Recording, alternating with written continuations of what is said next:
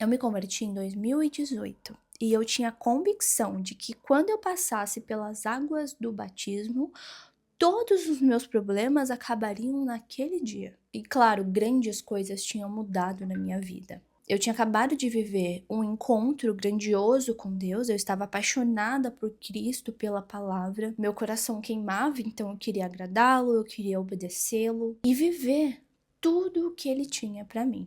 Mas eu acreditava em algo que não é verdade, que a partir daquele momento eu não teria mais dificuldade. E é sobre isso que eu quero falar com você. Na época, eu tomava medicação para a depressão. Eu achei que eu não precisava mais daquilo, logo eu tinha Cristo, então eu não precisava depender de remédios. E o que eu fiz? Eu joguei todos os meus remédios no lixo, porque eu achei que o Senhor já tinha me curado ali.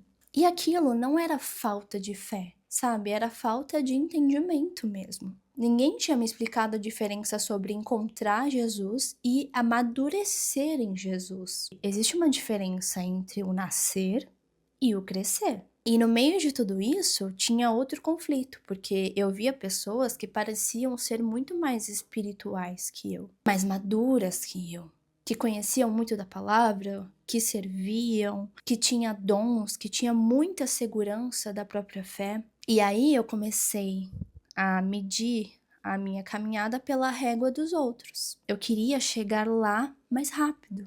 Queria colher frutos antes de criar raízes. E é assim que entra um dos maiores perigos da fé cristã. Aos poucos, a minha fé começou a virar uma performance mais estética do que profunda, mais sobre parecer do que de fato ser. Eu não sabia que existia uma diferença de uma fé emocional e uma fé enraizada. A fé emocional, ela depende daquilo que você sente, do culto que te arrepiou, da conferência que foi, uau, extremamente impactante, da presença que você sentiu em um dia específico. Mas quando esses sentimentos passam, se você não tem uma fé enraizada, ela não se sustenta. A fé enraizada permanece quando não há arrepio, mesmo quando não tem excesso de emoção, mesmo quando Deus está trabalhando em silêncio, nós temos muita dificuldade em lidar com isso também. Em Romanos 12 nos ensina que a transformação vem pela renovação da nossa mente. Deus não nos chama para viver somente na emoção. Deus nos chama para conhecê-lo, caminhar com ele e permanecer com ele. Eu não sabia disso em 2018. Eu era movida e seguia pelos meus sentimentos. Eu seguia pelo que eu via das outras pessoas. Então, quando os sentimentos foram embora, o que aconteceu? Eu não tinha raízes suficiente em Cristo para me manter em pé. 1 Pedro 2,2 diz o seguinte: como crianças recém-nascidas, desejem o puro leite espiritual, para que por meio dele cresçam.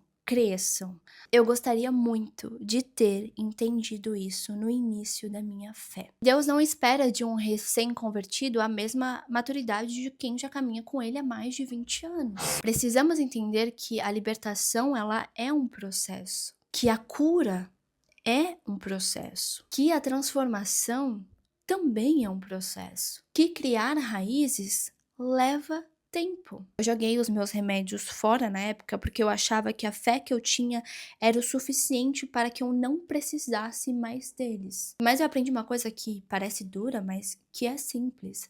Deus não nos chama para sermos heróis do nosso processo. Ele nos chama para confiarmos nele. Então, se você está nesse processo, se você iniciou esse processo, talvez você sinta que não aconteceu uma grande transformação, acalme o seu coração. Não é sinal da ausência de Deus sobre a sua vida, muito pelo contrário. Talvez isso seja evidência que ele realmente está trabalhando. Deus, ele não desiste das obras que ele começa. E eu sou a prova viva disso. Certamente, ele também não desistiu de você. Muito obrigada por sentar à mesa comigo e eu espero que o próximo banquete seja entre você e ele.